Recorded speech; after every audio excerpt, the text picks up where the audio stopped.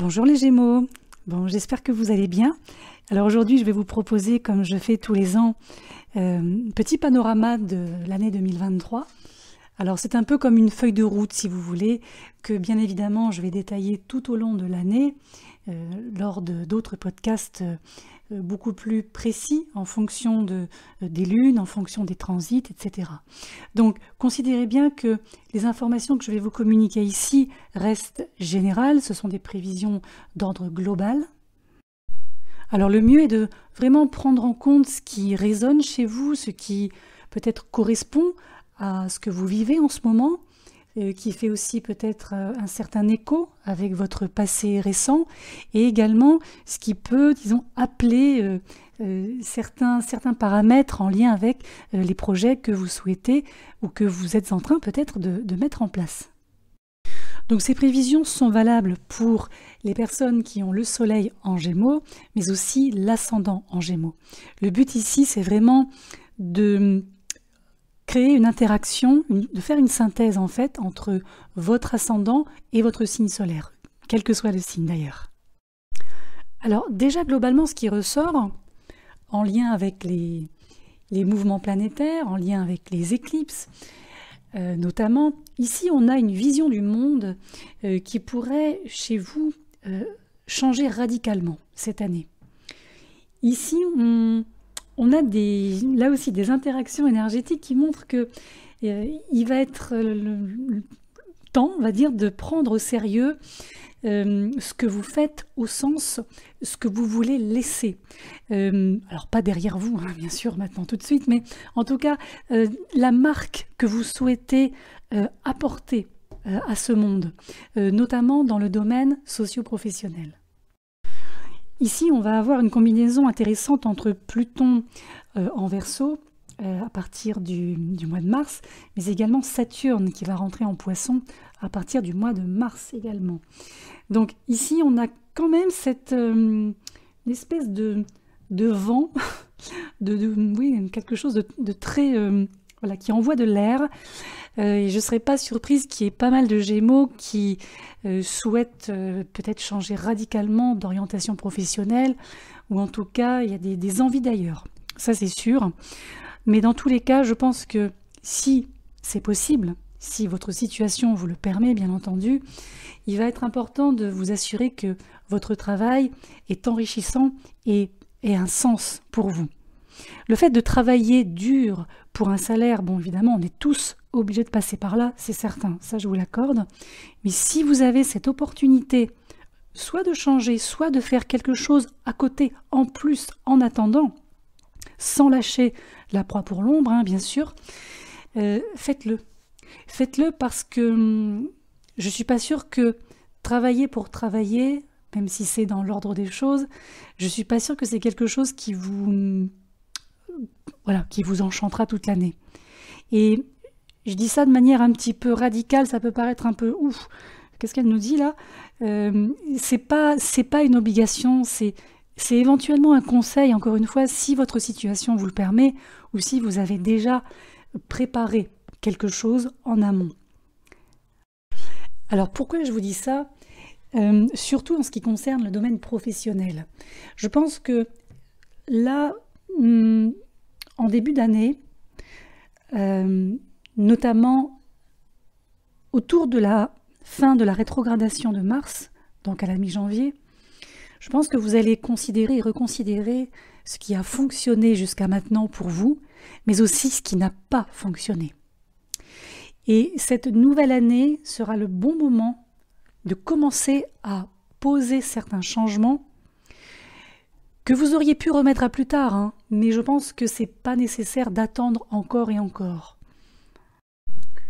Alors bien sûr, là aussi, encore une fois, je me répète, ne pas lâcher la proie pour l'ombre, ne pas agir sous le coup d'une impulsion, parce que je pense que les mots-clés, en tout cas moi ce que j'en ai ressorti de l'étude que j'en ai faite, les mots-clés pour 2023 pour la zone Gémeaux, c'est vraiment concentration, discipline, projet, mais au sens projet encadré, donc pas un truc qui part dans tous les sens, hein, ça marche pas, ou ça marche plus, et quand même quelque chose d'assez pragmatique.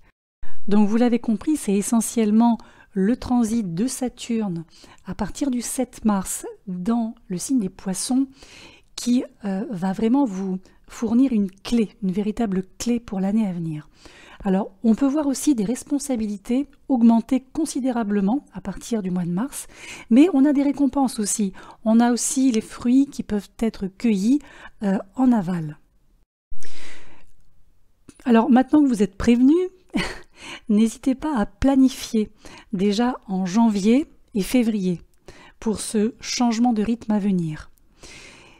La pleine lune du 6 janvier, elle va se produire dans votre zone qui est en lien avec l'argent, les biens, les sources de revenus et nécessitera peut-être de revoir votre budget ou de mettre en place peut-être un mode de gestion un petit peu plus minutieux. Vous voyez ?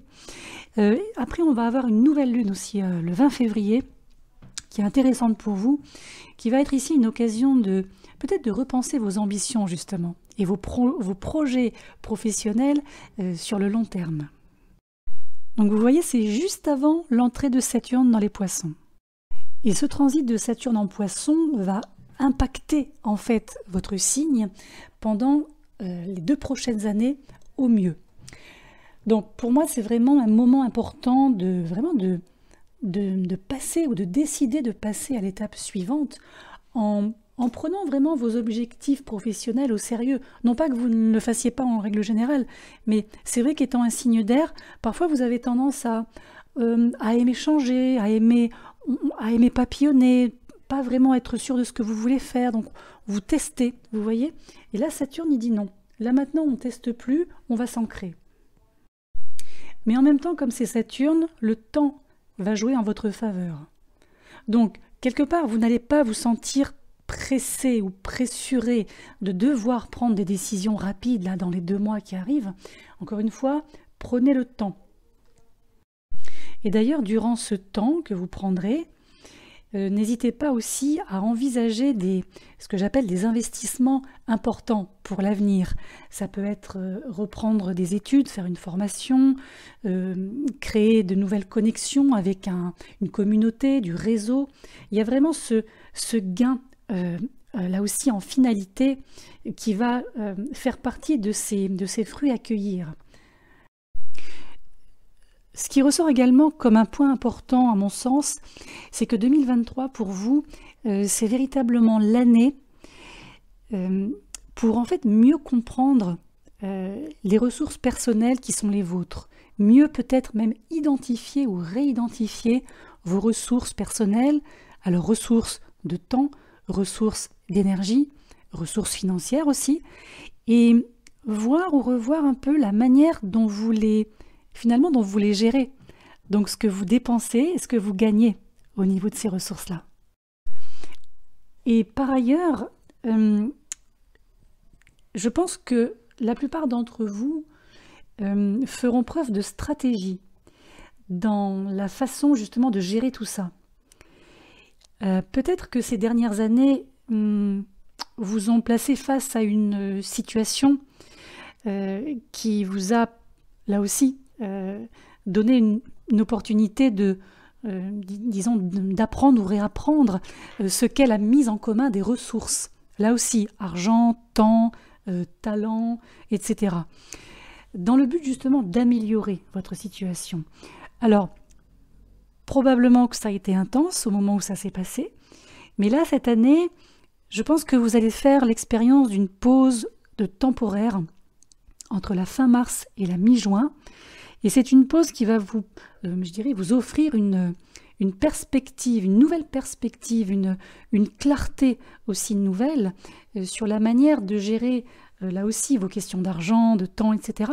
Mais je dirais les collaborations. Pensez aussi à gérer, à être stratégique au niveau de vos collaborations, surtout celles qui pourraient s'avérer être bénéfiques pour vous à tous les niveaux et dans tous les domaines. Alors concernant le transit de Saturne en Poisson, pour terminer avec lui, si vous voulez un repère de temps, il faut retourner en 1996, voilà, pour retrouver ce même transit. Alors dans une autre configuration globale, hein, bien entendu, mais en tout cas en termes de transit pur et dur, il faut remonter à cette année-là. Donc peut-être si vous avez quelques souvenirs de cette période, au niveau professionnel, au niveau de vos études, au niveau des tournants de vie, comme on dit, vous pouvez avoir une sorte d'écho là aussi en termes de schéma. D'ailleurs, sur le plan relationnel, quelle que soit la nature de la relation à venir, avec le transit de Pluton en Verseau, à partir du 23 mars, donc première entrée en Verseau, ce ne sera pas la dernière, puisque Pluton retournera en Capricorne pour un petit moment et ensuite va revenir l'an prochain définitivement dans le Verseau. Ici, surtout, n'hésitez pas à vous ouvrir à des personnes qui viendraient de différentes cultures, différents pays, avec des modes de vie peut-être différents des vôtres. Vous voyez, quelque chose qui vous permette en fait de puiser une richesse à l'extérieur de votre quotidien, de votre routine, vous voyez. Et le but, je pense ici, c'est aussi vraiment d'aller à la rencontre ou d'accueillir des personnes qui sont, je dirais, issues d'un milieu totalement étranger au vôtre. Il y a une vraie connexion qui peut se faire et, encore une fois, vraiment vous enrichir à plusieurs niveaux. Alors sur un plan maintenant plus personnel, sur la vie sentimentale, affective, amoureuse, alors il est vrai que comme on vient de le voir, on a quand même une grosse part de votre investissement énergétique qui va être dédiée au travail. Ça, on est d'accord, la carrière, les responsabilités. Donc, je ne serais pas surprise que l'équilibre travail et vie perso puisse parfois être un peu mis à mal. Mais en étant conscient, je pense que ça peut vous aider à reconsidérer votre vie avec beaucoup plus d'harmonie. De trouver ou de retrouver un équilibre en fait nécessaire de manière à ne pas être happé, enfin littéralement avalé par vos projets professionnels. Et pourtant, c'est pour ça que j'insiste sur ce point d'harmonie et de ne pas mettre tous vos œufs dans le même panier, le panier professionnel, en tout cas tout ce qui concerne votre vie extérieure, c'est que cette année quand même, on voit que cette sphère amoureuse, cette sphère affective reprend de la force, avec, je pense, beaucoup plus de temps épanouissant que les années précédentes. En fait, ce qui ressort précédemment sur la fin 2022, c'est une période de frustration. Période de frustration parce qu'on pourrait penser que pour certains d'entre vous, ou peut-être pour beaucoup d'entre vous, je ne sais pas, ça a été une période un peu difficile pour dire ce que vous désiriez, ou pour peut-être vous déclarer tout court auprès de quelqu'un, mais aussi difficile parce que c'est comme si ça manquait de clarté dans la poursuite des objectifs dans ce domaine. Bon, il semblerait quand même qu'à partir de la mi-janvier, lorsque Vénus sera déjà entrée dans le signe du Verseau, déjà d'une part, et que Mars aura repris sa marche directe, vous devriez commencer à retrouver, je dirais, cette clarté, ou peut-être remettre en place une sorte de socle, de fondation un peu plus claire, surtout quand il va s'agir de faire avancer une situation. Et là, c'est valable si vous êtes en couple, donc faire avancer une situation en couple, ou bien si vous êtes célibataire et que vous rencontrez quelqu'un. Le mois de juin, notamment, est un très bon mois pour justement renforcer une relation existante ou je dirais, vous engager vis-à-vis d'une relation, je dirais, naissante. Vous allez avoir la pleine lune du 3 juin qui est idéale pour prendre un engagement. En même temps, le 11, dans la foulée, votre planète maîtresse Mercure va arriver donc en Gémeaux, chez vous. Et là, ça va augmenter considérablement votre charisme, en fait. Le 18 juin également, la nouvelle lune en Gémeaux, là vous redonne aussi une forme de confiance en vous. Il y a un petit peu comme un aimant, vous êtes comme un aimant à ce moment-là pour certaines personnes. Et quelque chose en termes de vibration très confiante, c'est très confiant, c'est très passionné, c'est chaud, on va dire ça comme ça, notamment autour de la pleine lune du 3 juillet. Après, c'est vrai qu'il y a Mars. Alors, Mars, à partir du 27 août, qui va entrer dans le signe de la Balance. Alors là, il va venir pimenter pas mal de choses. Mars, c'est la planète de la passion en soi dans ce domaine. Donc, c'est une énergie qui peut générer donc de la passion, comme je viens de vous le dire, mais aussi une forme de colère, une forme de jalousie, une forme d'envie. Donc, si jamais certaines situations se compliquent, si certaines relations deviennent un petit peu tendues à ce moment-là, attendez la nouvelle lune du 14 septembre pour retrouver une stabilité qui sera la bienvenue et aussi qui va permettre de restructurer ce domaine de vie. Et alors, je mets un peu l'accent dessus parce que dans cette même période, notamment entre le 22 juillet et le 5 septembre, Vénus sera en Lion et sera rétrograde à ce moment-là. Alors, c'est vrai que durant cette rétrogradation, évitez de vous engager, fiançailles, mariage, démarrer une nouvelle relation avec une nouvelle personne. Alors, pourquoi ce petit conseil d'amis?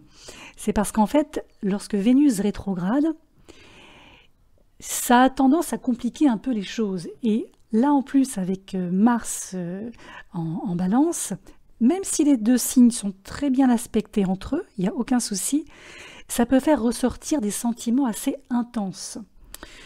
Donc, quand je dis intense, c'est-à-dire que parfois, on ne sait pas où se trouve la limite. C'est dans ce sens-là. Donc moi, je pense qu'il est préférable d'attendre la fin de la rétrogradation pour engager véritablement quelque chose jusqu'à ce que les choses peut-être se calment un petit peu. Ce qui ne vous empêche pas de vivre la situation si elle se présente. Mais pendant la rétro vénusienne, moi je pense qu'il vaut mieux garder un pied dedans et l'autre à l'extérieur. Ensuite, ce que j'ai relevé également, c'est autour du 14 octobre. Là, ici, on va avoir une éclipse solaire. Et si jamais vous rencontrez une personne à ce moment-là, on peut penser que c'est quelqu'un qui changera votre vie de manière assez drastique.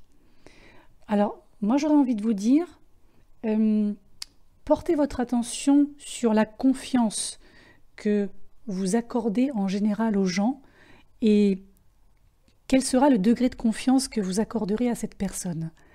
Parce que l'éclipse suivante, une éclipse lunaire du 28 octobre, montre qu'il y a certaines choses qui peuvent, comment je pourrais dire ça, qui peuvent rester cachées. Alors, des choses que l'on peut vous cacher, ou peut-être même la relation qui serait cachée, pourquoi pas une relation voilà, qui n'aurait pas, dirons-nous, la joie d'être vécue au grand jour, en tout cas pas pour l'instant. Ou peut-être également des choses que l'on ne vous a pas dites ou que l'on ne vous dit pas. Donc il y a quelques parts d'ombre à ce moment-là, comme vous l'avez compris, je dirais volontaire ou involontaire.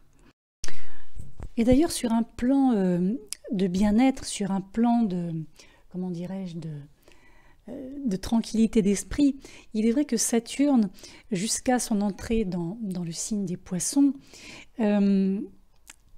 est un peu comme un empêcheur de tourner en rond.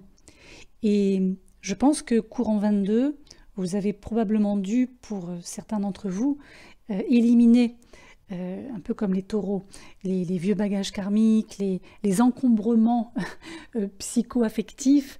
Peut-être que vous avez aussi pu approfondir la manière justement de comprendre comment fonctionnait votre esprit, comment vous fonctionnez. Vous avez peut-être également amélioré votre style de communication et peut-être que vous avez acquis aussi une forme de pragmatisme. Donc ça, c'est quand même, comme on l'a vu au début tout à l'heure, une bonne chose. Donc moi j'ai envie de vous dire, réjouissez-vous de ce transit de Saturne en Poisson, parce que là on voit que votre énergie mental va de nouveau s'ouvrir à de plus grandes idées, à de plus grands projets, à des perspectives beaucoup plus larges. Il n'y a plus cet étau, ces œillères, vous voyez? Et en même temps, Pluton va commencer aussi son voyage en Verseau, comme on l'a vu. Et je pense que là, vous allez devenir beaucoup plus puissant, beaucoup plus impactant dans la manière dont vous allez présenter vos idées, présenter vos opinions, la manière dont vous allez vous exprimer. Je pense qu'il y a pas mal de Gémeaux qui vont aussi abandonner certaines croyances, surtout celles qui ne correspondent plus à ce que vous êtes aujourd'hui ou à ce que vous devenez. Et derrière, vous allez, je pense, en acquérir de nouvelles. Et ce sont des croyances, alors j'appelle ça croyances, vous l'appellerez comme vous voudrez, qui vont s'aligner avec vous désormais. Et pour terminer, je dirais surtout, pensez bien à utiliser l'énergie d'Uranus et de Jupiter en Taureau. Parce que ce sont ici deux énergies qui vont transiter dans une zone en lien avec votre subconscient, entre autres. Et avec tout ce qui va vous permettre de libérer, de lâcher. Et ici, la combinaison Uranus-Jupiter peut vous proposer une approche non conventionnelle. C'est ça qui est intéressant. Et cette approche non conventionnelle, quelle qu'elle soit, quelle qu'elle sera, vous permettra de lâcher plus facilement et plus rapidement. Et gardez bien à l'esprit qu'à partir de la fin mai 2024, c'est vous, Gémeaux, qui allez être les heureux destinataires de cette énergie jupitérienne. Donc là, vous avez encore le temps de travailler là-dessus. Moi, je vois bien quelque chose comme, par exemple, une thérapie voilà, qui ne serait pas conventionnelle, pourquoi pas, qui vous permettrait de guérir certaines blessures émotionnelles, certains traumas qui ont peut-être résisté à d'autres thérapies par le passé. Pour le coup, peut-être davantage conventionnelles. Je pense que durant tout le transit de Jupiter en Taureau, il va falloir faire confiance à votre instinct, vous écoutez vous, comme on dit, écoutez votre cœur, là ça va être essentiel cette année. Et je pense que ce sera un peu plus facile que d'habitude parce que votre mental, votre sacré mental mercurien ne va pas venir parasiter constamment les choses. Et je pense également que lorsque Jupiter fera un carré à Pluton, donc à la mi-mai, c'est là où vous pourriez peut-être découvrir ce système peut-être de coaching, cette thérapie, ou peut-être lors d'une lecture ou d'une rencontre, quelque chose qui aura un impact positif sur votre vie à long terme. Donc vous l'aurez compris, ce n'est pas l'année dans laquelle il va falloir disperser votre énergie.